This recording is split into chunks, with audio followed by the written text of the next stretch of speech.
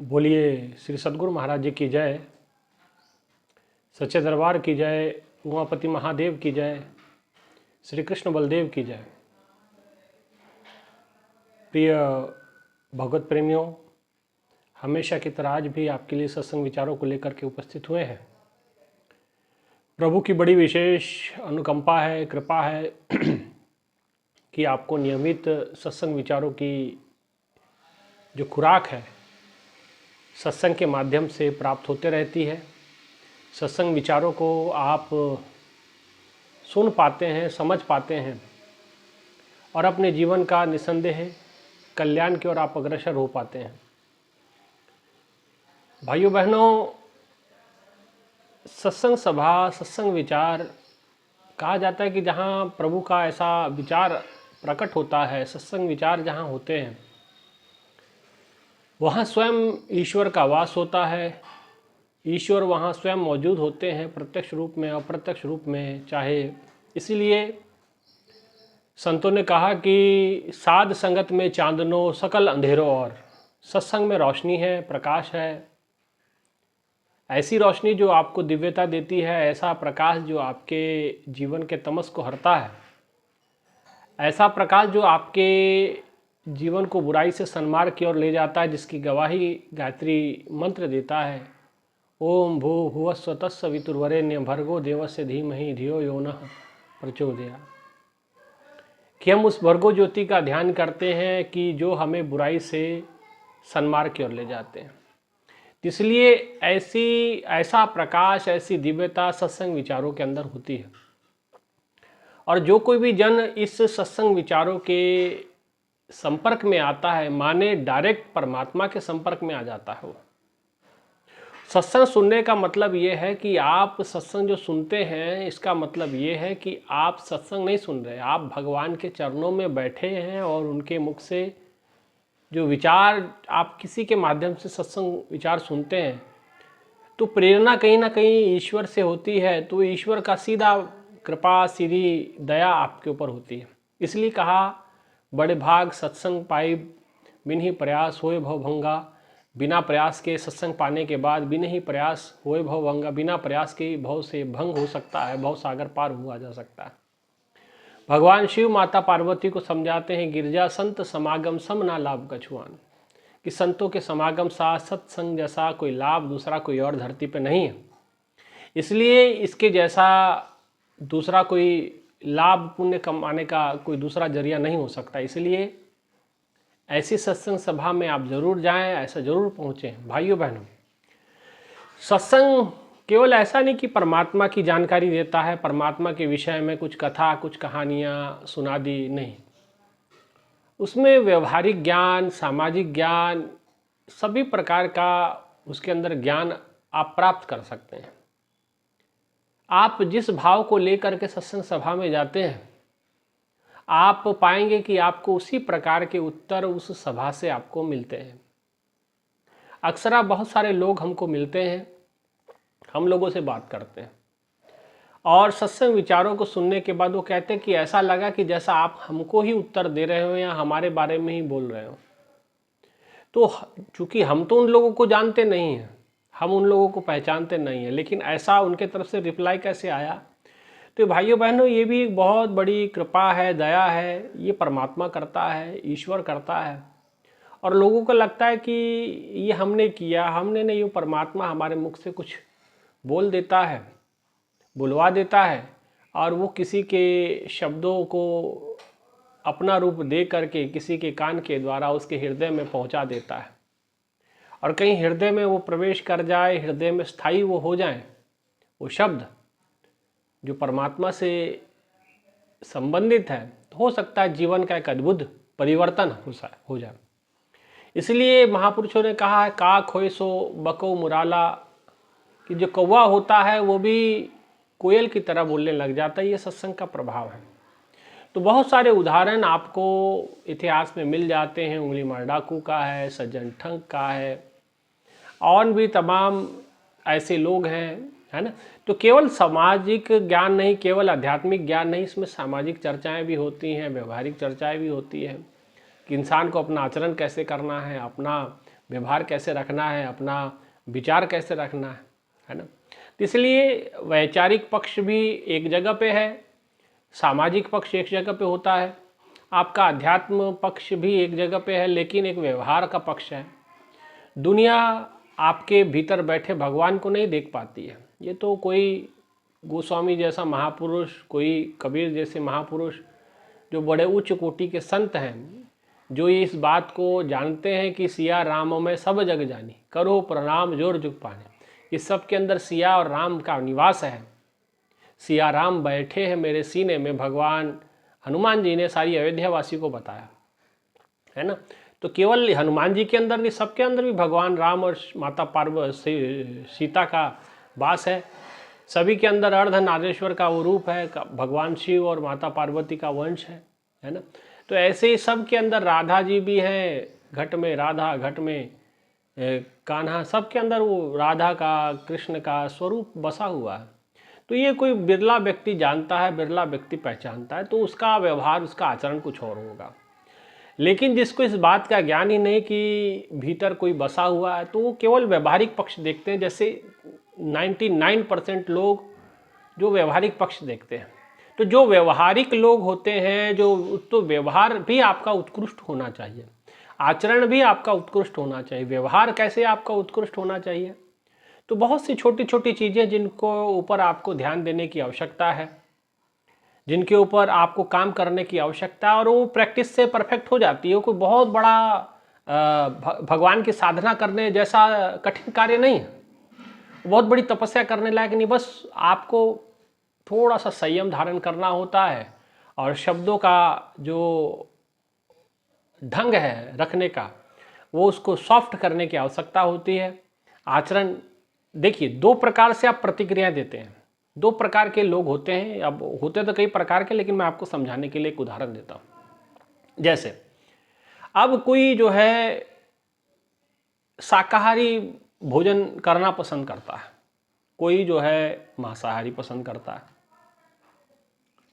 अब हर एक की जो भोजन की चॉइस है वो अलग अलग हो सकती है। हर एक व्यक्ति का जो सोचने समझने का नज़रिया अलग है, सबका जीवन शैली अलग है, और अपने संस्कारों से हर कोई व्यक्ति मजबूर है, अपने स्वभाव को मजबूर है। तो व्यक्ति कितनी ही जगह बदल दे, कितने जगह पे चले जाए, तो लेकिन साथ में स्वभाव तो अपना लेके ही जाएगा ना, अपना मन तो साथ में ही लेके जाएगा, वो तो वहाँ नहीं छोड़ के आया है ना।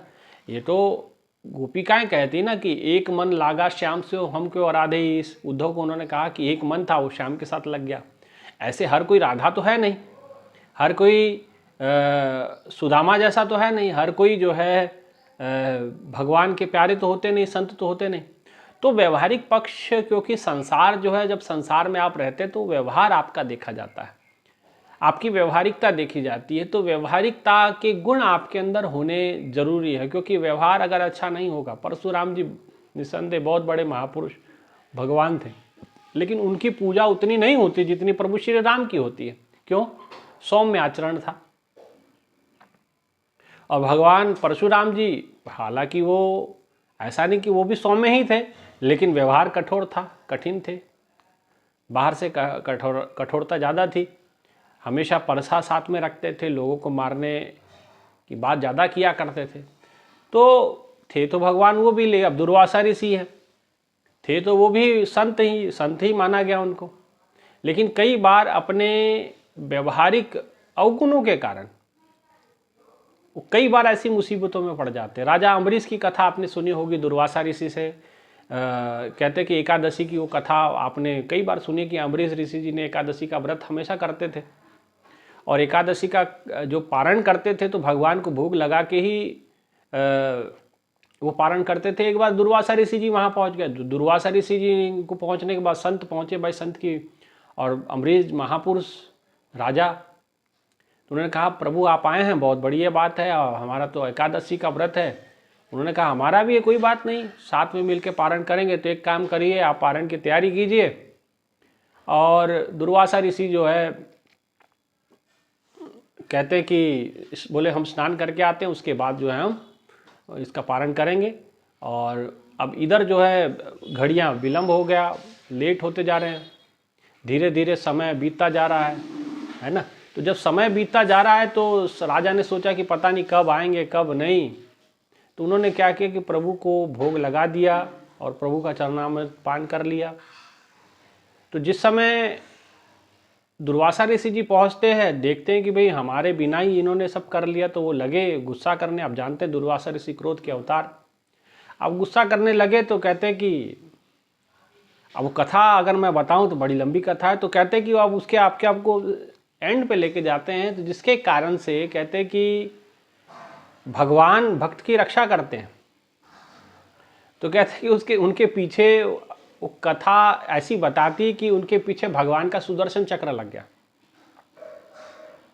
भगवान का सुदर्शन चक्र अब उनको मारने के लिए दौड़ा। अब सुदर्शन उनका पीछा कर रहा है। अब ये तमाम तीनों लोकों में घूम रहे हैं। कभी ब्रह्मा जी के पास गए, ब्रह्मा जी ने कहा कि देखो ये मामला तो मैटर जो है विष्णु जी का है, विष्णु जी के भक्त हैं, उनसे जाके समझिए बूझिए, शिव जी के पास जाइए, मैं इसमें कुछ नहीं कर सकता, मेरा कोई काम नहीं है। वहाँ से गए शिव जी के पास। शिव जी ने कहा कि देखो ये तो विष्णु जी की बात है, उनके भक्त हैं, उनसे जाके समझिए। विष्णु जी के पास गए और विष्णु जी के पास विष्णु जी ने कहा कि देखो ये मेरा भी समस्या नहीं है, समस्या मेरे भक्त की है, और मेरे भक्त पे जब भी विपदा आती तो हम तो उसकी रक्षा करेंगे ही करेंगे। भक्त कहेगा कि तुम्हें क्षमा कर दें तो हम क्षमा कर देंगे, नहीं तो ये सुदर्शन आपको छोड़ने वाला नहीं। और कथा ये बताती कि बाद में वो वापस दौड़ते राजा अम्बरीश के पास गए, तो अम्बरीश जी वो चरणामृत लेकर के बैठे हुए थे कि प्रभु जब तक आप आए नहीं हम ये लेकर के बैठे कि हम कैसे भोजन करें बिना आपके। तो उनका ऐसा समर्पण देख करके दुर्वासा ऋषि उनके गिर गए उनके चरणों में, है ना। तो और उसके बाद उन्होंने कहा कि ये पहले सुदर्शन को आप रुकवाइए। तो सुदर्शन को कहा कि प्रभु क्षमा कर दें, ये तो प्रभु के संत हैं, तो इनका आप कैसे ऐसा कर सकते हैं, है ना। तो प्रभु की कृपा थी, प्रभु की लीला थी, दुर्वासा ऋषि जी को समझाना था। तो व्यवहारिक पक्ष भी बड़ा देखा जाता है, इसलिए व्यवहारिक पक्ष भी ये कथा मैंने इसलिए सुनाई कि भाई व्यवहारिक पक्ष भी अपना मजबूत होना चाहिए, व्यवहार भी सुंदर होना चाहिए। अब व्यवहार, अब जैसे मैं कई लोगों की बात करता हूँ, अब जो मैंने चर्चा की थी, एक शाकाहारी भोजन करने वाला व्यक्ति है और एक मांसाहारी भोजन करने वाला है। तो शाकाहारी में एक प्रकार के तो है कि जो शुद्ध शाकाहारी करते हैं, और ठीक है वो करते हैं, लेकिन उसके जो दूसरा कोई भोजन करता है, जो कोई मांसाहारी करने वाला है, उससे वो नफरत करने लगते हैं। तो ऐसे ही मांसाहारी में भी होते हैं जो मांसाहारी भोजन करते हैं, हमें जो ऐसे तामसिक भोजन करते हैं, वो खुद तो करते हैं, लेकिन उनको ये पसंद नहीं कि कोई शाकाहारी उनके बगल में बैठ के खाए। कुछ ऐसे भी होते हैं जो शाकाहारी भोजन करते हैं, लेकिन बगल में अगर मांसाहारी व्यक्ति बैठा हुआ है या तामसिक भोजन करने वाला वृत्ति वाला लोग बैठे हुए हैं, तो उनको कोई फर्क नहीं पड़ता। ठीक है भाई, तुम्हारा अपनी चॉइस है, मेरी अपनी चॉइस है, मेरा अपना तरीका है, आपका अपना तरीका है। एक तो ये होते हैं कि चलो ठीक है, आपने जो भोजन करना है, आपने तामसिक भोजन करना करिए, कोई बात नहीं, हमको कोई फर्क नहीं पड़ता, हम अपनी मस्ती में अपने जीवन में जी रहे हैं, है ना। लेकिन एक होता है कि शाकाहारी भोजन करने वाला एक दूसरे प्रकार का व्यक्ति, और एक बगल में बैठा तो अब उसको बर्दाश्त नहीं है या इसका उसको बर्दाश्त नहीं है। ये दो प्रकार की प्रवृत्तियां होती हैं, एक सकारात्मक प्रवृत्ति होती है, एक नकारात्मक प्रवृत्ति। अब सकारात्मक प्रवृत्ति क्या है कि ठीक है तू अपना कर रहा है ना, मुझे अपना ध्यान देना है, मुझे अपना व्यवहार ठीक रखना, मुझे अपना आचरण सही रखना, अब तू अपना समझ।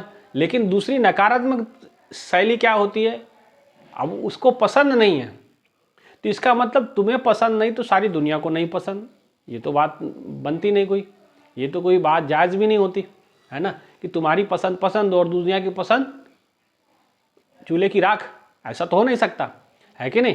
अब अपनी पसंद को सर्वोपरि बताना और दूसरों की, अब ठीक है उसका, अगर हम कोई तामसिक भोजन के हम समर्थक नहीं है ना, तामसिक भोजन का कुछ इस प्रकार से, लेकिन मैं आचरण की बात कर रहा हूँ, व्यवहार की बात कर रहा हूँ।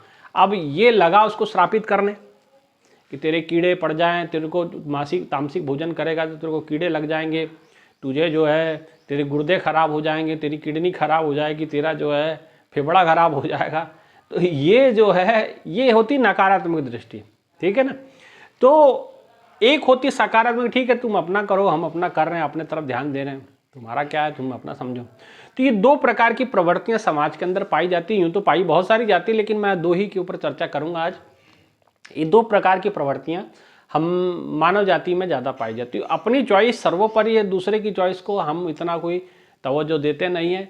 तवज्जो दे ना दे आपकी इच्छा, लेकिन उसको इस प्रकार से जो नकारात्मक आपने कहना, ये आपका आचरण दूषित कर देता। तो दुर्वासा ऋषि जी के साथ यही था, वो अपनी बात को सर्वोपरि, और भाई किसी की क्या मजबूरी रही होगी, क्या दिक्कत रही होगी, क्या समस्या रहेगी, उसके पर कोई ध्यान नहीं।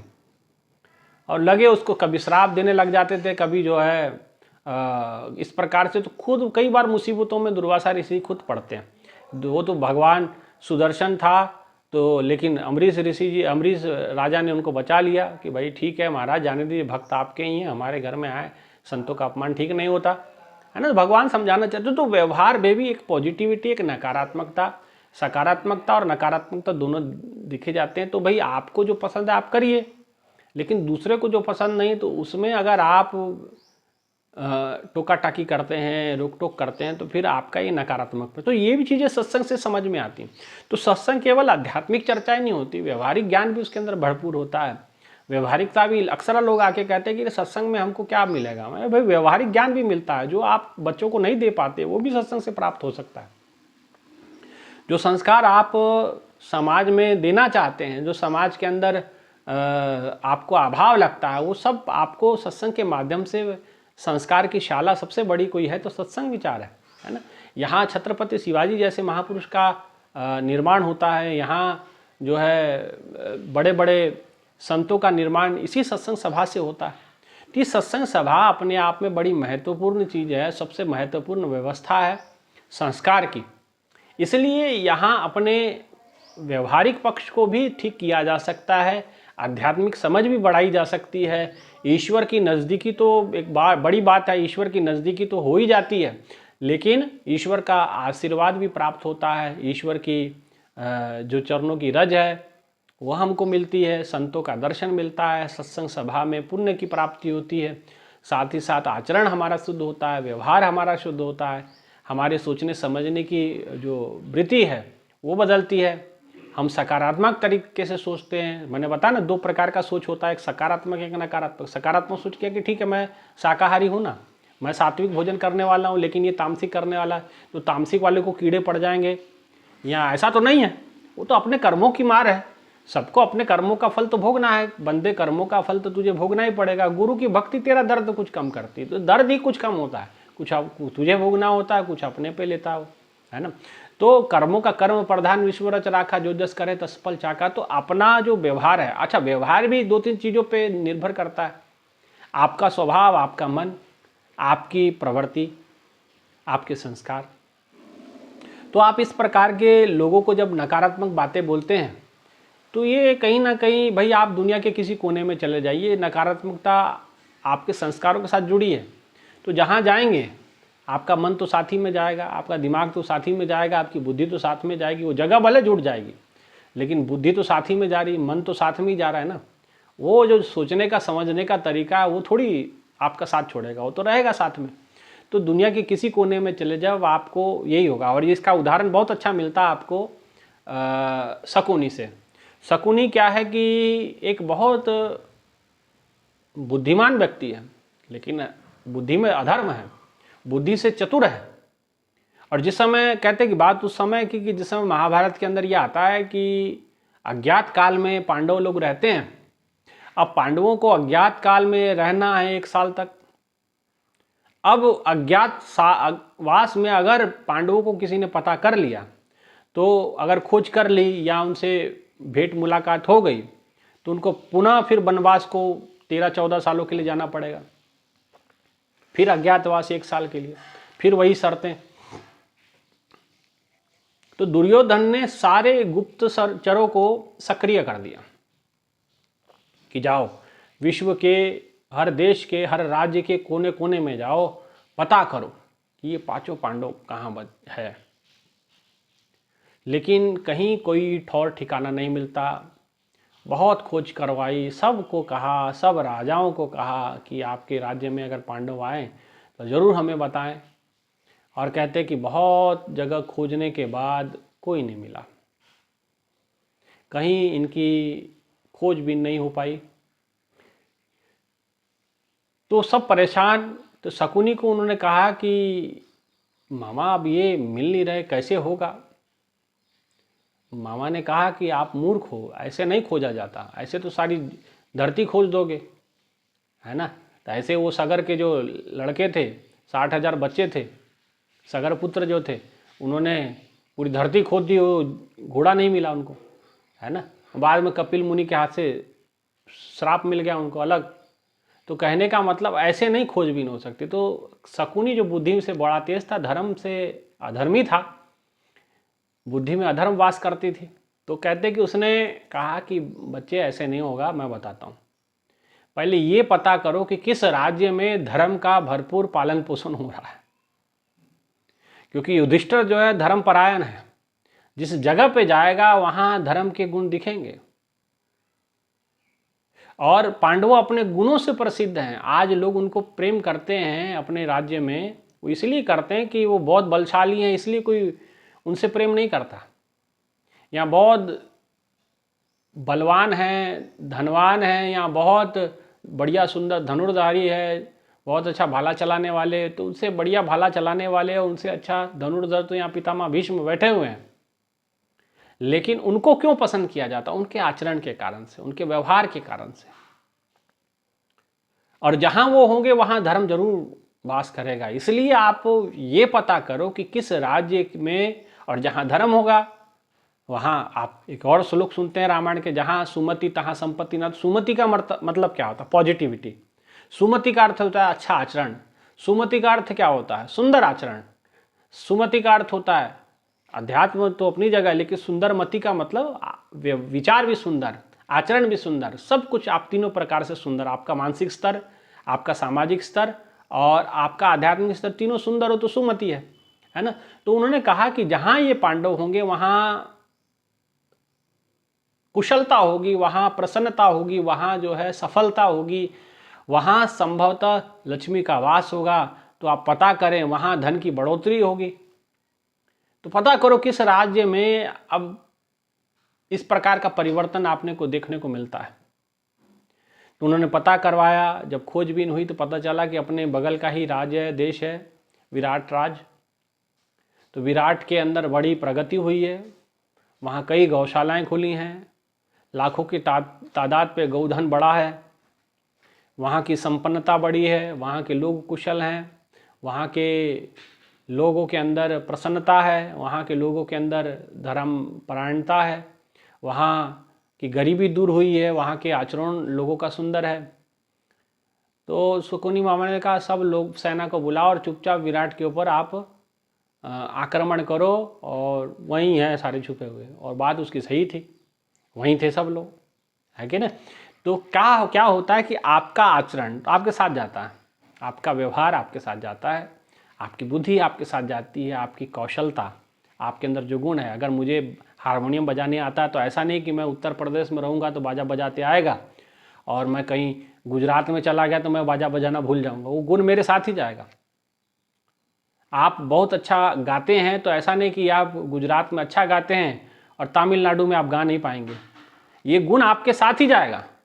तो ये गुण जो है, ये आचरण जो है आपके साथ ही रहता है। आप कहीं भी चले जाए विश्व के किसी कोने में, सोच आपके साथ ही जाएगी, विचार आपके साथ ही जाएगा, मन आपके साथ ही जाएगा। तो इसलिए काम लोगों पे करने की आवश्यकता नहीं, काम अपने इस स्तर पे करने, विचारों पे करने की आवश्यकता है। आपको संयम आपके आचरण पे करने की आवश्यकता है, आपको अपनी दृष्टि पे संयम करने की आवश्यकता है, आपके कानों के ऊपर व्यवहारिक दृष्टि से कानों के ऊपर संयम करने की आवश्यकता है। तो ये तमाम प्रकार के कार्य साधक को प्रेरित करते हैं सत्संग के अंदर। इसीलिए सत्संग बड़ा इम्पोर्टेंट है, बच्चों के लिए भी, बड़ों के लिए भी, हम सभी के लिए भी, है ना। तो इसलिए केवल ऐसा नहीं कि केवल अध्यात्म के बड़े बड़े अर्थ ही यहाँ बताए जाते हैं, भगवान की बहुत बड़ी बड़ी उपलब्धियाँ यहाँ गिनाई जाती, नहीं, यहाँ छोटे छोटे आचरणों से भी बहुत कुछ सीखा जा सकता है, क्योंकि छोटे छोटे आचरण सीख के इंसान बड़ा महान बनता है ना। इसलिए सकारात्मकता और नकारात्मकता तो केवल ठीक है, जो मैंने एक उदाहरण दिया तो एक समझाने के लिए दिया, लेकिन ऐसा नहीं कि आप सात्विक भोजन करते हैं दूसरा तामसिक कहते हैं तो तामसिक। अब कई ऐसे भी होते हैं कि सात्विक भोजन करते हैं, तामसिक वाला बगल में बैठ के तामसिक भोजन करेगा, उनको कुछ फर्क नहीं पड़ता क्योंकि वो उनका मन स्टेबल है। लेकिन एक उसके बगल में बैठ करके परेशान हो जाता है, ये हो जाता है, खराब हो जाता है, वो सामान उठा के इधर से फेंकने, वो गाली देने लगता है। तो ये जो क्या है, ये आचरण नकारात्मकता आचरण है, ये सही आचरण नहीं है। इसका जो है इससे बचना पड़ेगा आपको, है कि नहीं।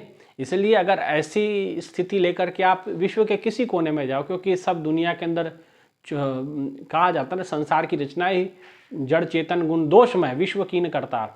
करतार ने जो सृष्टि की रचना की, जड़ और चेतन, चेतन के अंदर भी गुण भी है, दोष भी है।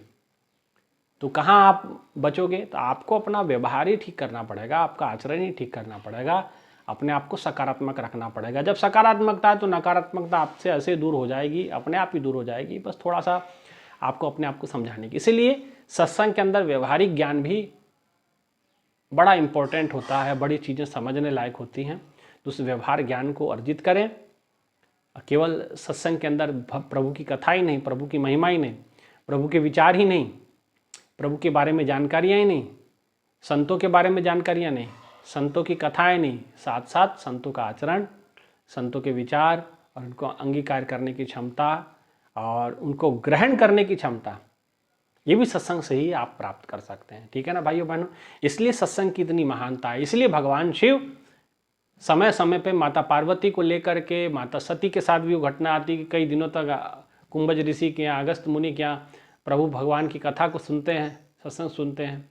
समय समय पे वो जगह जगह पे जाते भी हैं, मार्कंडे जी के यहाँ भी जाते हैं और ऋषि मुनियों के यहाँ जाते हैं, दधीची ऋषि के यहाँ जाते हैं, प्रभु की कथा को सुनते हैं, प्रभु की महिमा को सुनते हैं। और स्वयं भगवान कथा भी कहते हैं, कहते हैं कि रामायण के बारे में, प्रभु श्री राम के बारे में माता पार्वती को बताते हैं, गणेश जी को बताते हैं। तमाम कथा जो है गणेश जी को समझाई, कार्तिकेय जी को बताई ना। तो समय समय पे स्वयं ईश्वर भी सत्संग में जाते हैं। तो हमें आपको भी सत्संग में जाने की आवश्यकता पड़ी, क्योंकि सत्संग के अंदर बहुत बड़ा ज्ञान का भंडार है। अगर समझने वाले के लिए, ना समझ के लिए तो कोई दुर्योधन के समान बुद्धि रखेगा तो उसको तो भगवान स्वयं आकर के अपना विराट रूप दिखाएंगे, तब भी वो मानने वाला नहीं, तब भी वो समझने वाला नहीं। तो वो ऐसी बुद्धि वालों को क्या, अब भगवान समझाने के लिए आते हैं लेकिन वो समझने को राजी नहीं। तो कोई जो समझने को राजी नहीं तो उसको कोई समझा नहीं सकता। लेकिन जो समझता है, जिसको पता है कि ये मेरे कल्याण की बातें हैं, ये मेरे समझ के लिए है, मेरे ही जीवन का लाभ इसमें होने वाला, तो ऐसे लोगों के लिए तो कहना ही क्या।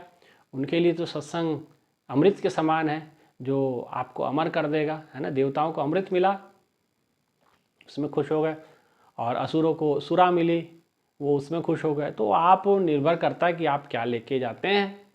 हाँ, अगर आपकी बुद्धि में सात्विकता है, सकारात्मकता है, तो सत्संग विचारों से आप बहुत कुछ ग्रहण करके लेके जाओगे। अगर आपके विचारों में सकारात्मकता नहीं है तो आप, मुझे नहीं लगता कि यहाँ से कुछ ले जाओगे, उल्टा इसी में कुछ ना कुछ फाल्ट जरूर निकाल दोगे। इसलिए नकारात्मकता निकालें, सकारात्मकता डालें। नकारात्मकता अगर नहीं जाती है तो भगवान के आगे प्रार्थना करें, प्रभु के चरणों में निवेदन करें, प्रभु इन नकारात्मकता मेरे मन से निकालो। हम तो अमृतस्य पुत्र है, हम तो अमृत की संतानें हैं, लेकिन मेरे अंदर तो ये जहर भरा हुआ है। प्रभु इस जहर का प्राशन करें, आए गुरु शिव रूप में मेरे जीवन में प्रकट हो और मेरे जीवन का जहर पिए। गुरु शंकर रूपिणम, हे गुरुदेव मेरे जीवन में शंकर के रूप में आओ और मेरा ये अवगुणों का जो जहर है मेरे अंदर, जो ये दुराचरण का जो जहर है मेरे अंदर, जो ये अवगुणों का जो जहर है, प्रभु उसका प्राशन करें और मुझे इस जहर से मुक्ति दें और आपके चरणों से मुझे प्रेम हो, मेरा आपके चरणों से स्नेह लगे, मेरा आपके चरणों के साथ अधिक से अधिक गहरा रिश्ता बन जाए। ऐसे ही मनोकामना लेकर के आप सत्संग सभा में जब आएंगे तो निसंदेह पाइएगा कि आपके जीवन में एक अद्भुत परिवर्तन पाएंगे आप। धीरे धीरे धीरे धीरे धीरे, और ये बड़ा धीरे धीरे होता है, ये एक दिन का काम नहीं है, धीरे धीरे अभ्यास से होता है सब चीज़ें। इसलिए अभ्यास हर चीज़ का जरूरी है, चाहे सकारात्मकता का है चाहे नकारात्मकता का। नकारात्मकता का अभ्यास करने की जरूरत नहीं होती, वो तो तुरंत आ जाता है, वो कहीं से आ जाए, है ना। इसलिए सकारात्मकता का बड़ा प्रयास करना पड़ता है। ऊपर उठने के लिए आपको प्रयास करना है, पहाड़ पे चढ़ने के लिए प्रयास है, पहाड़ से गिरने के लिए कोई प्रयास नहीं है। कदम आगे बढ़ाइए, सीधा खाई में गिरेंगे, है ना। इसलिए आगे बढ़ने के लिए आपको प्रयास करना पड़ता है, अच्छे बनने के लिए प्रयास करना पड़ता है, वही तपस्या होती है और कोई तपस्या नहीं। ठीक है, तो इस सत्संग सभा से आप ये गुणों को ले सकते हैं। ठीक है ना। यही विश्वास के साथ, इसी मंगल कामना के साथ कि प्रभु आप सभी को वो शक्ति दे, वो भक्ति दे कि आपके अंदर सकारात्मकता समझ आए, आपका व्यवहारिक ज्ञान बढ़े, आपका आध्यात्मिक ज्ञान बढ़े, आपका सामाजिक ज्ञान बढ़े। इतना ही कहते हुए आप सभी से आग्रह है कि चैनल को ज़रूर सब्सक्राइब कीजिएगा, पूरा सत्संग सुनिएगा, औरों को भी सुनाइएगा, औरों को भी समझाइएगा, और न मालूम किसकी क्या बातों से किसी का जीवन बदल जाए तो उसका पुण्य के भागी तो आप ही बनेंगे। ठीक है ना। इतना ही कहते हुए मैं अपने विचारों को यहीं विराम देता हूँ। बोलिए श्री सद्गुरु महाराज जी की जय, सच्चे दरबार की जय, उमापति महादेव की जय। धन्यवाद।